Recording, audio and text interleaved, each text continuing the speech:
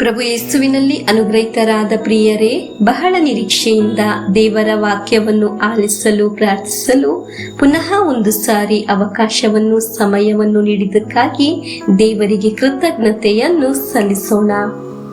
ನೀವು ಬರೆದು ಇಟ್ಟು ಪ್ರಾರ್ಥಿಸಿದ ಒಂದೊಂದು ಕಾರ್ಯಕ್ಕಾಗಿ ಈ ದಿನದ ಮುಂಜಾನೆ ಪ್ರಾರ್ಥಿಸುತ್ತೇವೆ. ಪ್ರಭುವೇ, ಇಂದು ವಾಕ್ಯ ಆಲಿಸುತ್ತಿರುವ ಒಬ್ಬೊಬ್ಬರನ್ನು ಅನುಗ್ರಹಿಸಿರಿ. ನೀವು ಅವರ ಪ್ರಾರ್ಥನೆಗೆ ಉತ್ತರ ನೀಡಿರಿ. ಈ ದಿನಗಳಲ್ಲಿ ಒಂದೊಂದು ಅವಸ್ಥೆಯಲ್ಲಿ ಅದ್ಭುತಕರವಾಗಿ ನಡೆಸಿ ಪರಿಪಾಲಿಸುತ್ತಿರುವುದಕ್ಕಾಗಿ ಕೃತಜ್ಞತೆಯನ್ನು ಸಲ್ಲಿಸುತ್ತೇನೆ. ನಿಮ್ಮ ಕರುಣೆಯನ್ನು ನೆನೆಸುತ್ತೇನೆ. ನಮ್ಮ ವೈಯಕ್ತಿಕವಾದ ಜೀವನವನ್ನು ಸಮರ್ಪಿಸುತ್ತೇನೆ.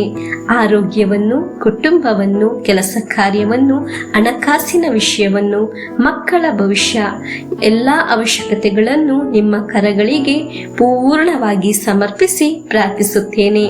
ಎಲ್ಲ ಮಹತ್ವವು ದೇವರಿಗೆ ಸಮರ್ಪಿಸಿ ಪ್ರಾರ್ಥನೆಯಿಂದ ಇಂದಿನ ದೇವರ ವಾಕ್ಯವನ್ನು ಆಲಿಸೋಣ. ಇಂದಿನ ದೇವರ ವಾಕ್ಯ ಇಬ್ರಿಯರಿಗೆ ಬರೆದ ಪತ್ರ 4ನೇ ಅಧ್ಯಾಯ 16ನೇ ವಾಕ್ಯವನ್ನು ಆಲಿಸೋಣ. ಆದ ಕಾರಣ ನಾವು ಸಮಯೋಚಿತ ಸಹಾಯವನ್ನು ಅವರ ಅನುಗ್ರಹದಿಂದ ಪಡೆಯಲು ಮತ್ತು ಅವರ ಕರುಣೆಯನ್ನು ಸವಿಯಲು ಧೈರ್ಯದಿಂದ ಅವರ ಕೃಪಾಸನವನ್ನು ಸಮೀಪಿಸೋಣ.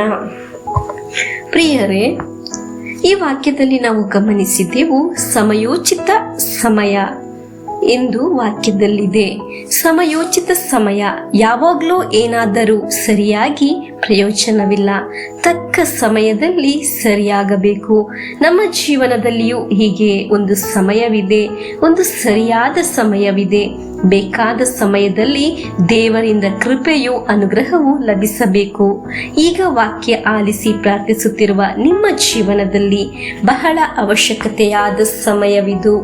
ನಮ್ಮ ಜೀವನದಲ್ಲಿ ಆ ಕಾರ್ಯದಲ್ಲಿ ಒಂದು ಬಿಡುಗಡೆಗೆ ಅವಶ್ಯಕತೆಯಾದ ಒಂದು ಸಮಯವಾಗಿದೆ.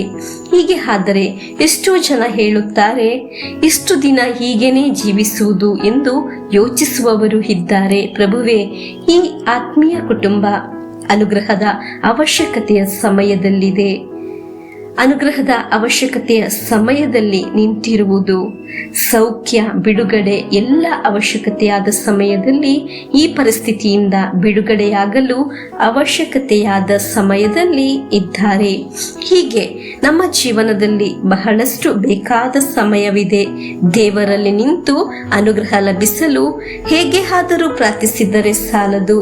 ಒಗ್ಗಟ್ಟಿನಿಂದ, ನಿಷ್ಠೆಯಿಂದ, ನಿರೀಕ್ಷೆಯಿಂದ ಪ್ರಾರ್ಥಿಸಬೇಕು. ಇಂದು ಹೇಳಬೇಕಾದರೆ ಅನೇಕರ ಮನಸ್ಸಿನಲ್ಲಿ ನಿರೀಕ್ಷೆಯೂ ಇರುವುದಿಲ್ಲ, ಬದಲಾಗಿ ನಿರಾಸೆ ಆಗಿದೆ. ಆದರೆ ಇಂದು ಆ ನಿರಾಸೆಯ ಸ್ಥಾನದಲ್ಲಿ ನಿರೀಕ್ಷೆ ನಿಲ್ಲುವ ಸಮಯವಾಗಿದೆ. ಹಾಲೆಲೂಯ. ಎಲ್ಲಿಯಾಗಿದೆ ನಿಮಗೆ ನಿರೀಕ್ಷೆ ಇಲ್ಲದಿರುವುದು? ಅಲ್ಲಿ ದೇವರು ಕೊಡುವ ಒಂದು ಅನುಗ್ರಹ, ನಿರೀಕ್ಷೆ, ಹೋಪ್, ನಿರೀಕ್ಷೆ ಇಂದು ನಿಮ್ಮ ಜೀವನದಲ್ಲಿ ಉಂಟಾಗಲಿ. ನಿರಾಸೆಯ ಎಲ್ಲ ಕಾರ್ಯಗಳು ನಿಮ್ಮ ಜೀವನದಿಂದ ಬಿಡುಗಡೆಯಾಗಲಿ. ನಿರಾಸೆಯ ಚಿಂತೆಗಳು, ಆಲೋಚನೆಗಳು, ಮಾತುಗಳು ಎಲ್ಲ ನಿಮ್ಮ ಜೀವನದಿಂದ ಬಿಡುಗಡೆಯಾಗಲಿ. ಇಂದು ಈ ವಾಕ್ಯದೊಂದಿಗೆ ಪ್ರಾರ್ಥಿಸುವಾಗ ಒಳ್ಳೆಯ ನಿರೀಕ್ಷೆಯಲ್ಲಿ ಆಗಿರೋಣ. ನೀವು ಪ್ರಾರ್ಥಿಸಿರಿ, ದೇವರೇ ನಮಗೆ ನಿರೀಕ್ಷೆ ನೀಡಿರಿ. ದೇವರಲ್ಲಿ ವಿಶ್ವಾಸವನ್ನು ಹೆಚ್ಚಿಸಿರಿ. ದುರ್ಬಲರಾಗದೆ ಧೈರ್ಯದಿಂದ ಬೇಕಾದ ಸಮಯದಲ್ಲಿ ಕರುಣೆಯು, ಅನುಗ್ರಹವು ಲಭಿಸುತ್ತದೆ ಎಂದು ವಿಶ್ವಾಸಿಸುತ್ತೇನೆ. ನಮಗೆ ಪ್ರಾರ್ಥನೆಯಿಂದ, ನಿರೀಕ್ಷೆಯಿಂದ ಯೇಸುವಿನ ಆಶೀರ್ವಾದವನ್ನು ಸ್ವೀಕರಿಸೋಣ. ಪ್ರಿಯರೇ, ನೀವು ಪರಸ್ಪರ ವಾಕ್ಯವನ್ನು ಶೇರ್ ಮಾಡಿರಿ. ಹಾಲೆಲೂಯ. ನಮ್ಮ ಪ್ರಭು ಯೇಸುಕ್ರಿಸ್ತರ ವರಪ್ರಸಾದವು, ದೇವರ ಪ್ರೀತಿಯು, ಪವಿತ್ರಾತ್ಮರ ಅನ್ಯೋನ್ಯತೆಯು ನಮ್ಮೊಡನೆ ಇರಲಿ. ರೋಗಗಳಿಂದ, ಅಪಘಾತದಿಂದ, ದುರ್ಮರಣದಿಂದ, ಅಗಾಲಿದ ಮರಣದಿಂದ, ಅಸೂಯೆಯಿಂದ, ಮೋಸೆ ವಂದನೆಯಿಂದೆല്ലാം ದೇವರು ನಮ್ಮನ್ನು ಸಂರಕ್ಷಿಸಲಿ. ಹಾಲೆಲೂಯ. ಆಮೆನ್.